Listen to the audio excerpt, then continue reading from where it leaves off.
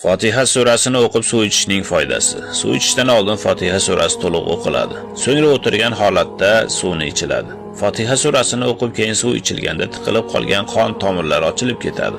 Qon aylanish sistemasi iziga tushadi. Yurak faoliyatini yaxshilaydi, qalb orom oladi. Insonda ichki quvvat paydo bo'ladi. Ichki a'zolar, oshqozon, jigar, ichaklar ravon ishlaydi. Aslida Qur'on boricha shifo, rabboniy dorixonadir. Bir stakan suvni Fotiha surasini o'qib ichishga odatlangan kishi uni his qiladi.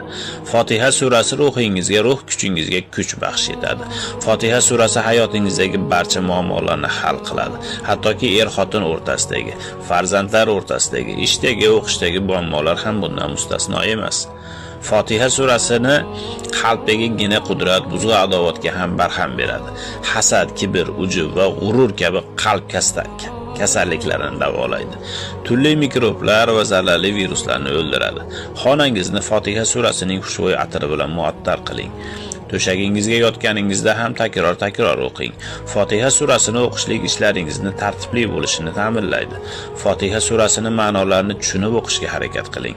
Alloh taolo Fotiha surasini tavsiflar ekan, ya'ni dar haqiqat biz sizga 7 takrorlanuvchi 7 oyatli Fotiha surasini va ulug' Qur'onni ato etdik degan Hijr surasining 87-oyatida.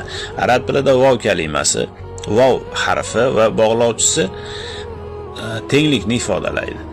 Ya'ni Alloh taolo Fotiha surasini ulug' Qur'onga tenglashtiryapti. Shuning uchun ulamolar Qur'oni Karimning ma'nolarini Fotiha surasiga singdirilgan.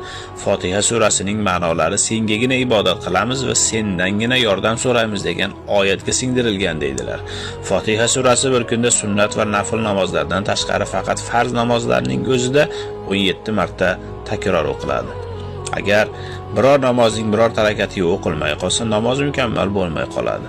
Fotiha surasi Rasululloh sallallohu alayhi va sallam aytganlaridek shofiya, shifo beruvchi, qofiya, kifoya qiluvchi, Qur'ondagi eng buyuk sura deb nomlaganlar.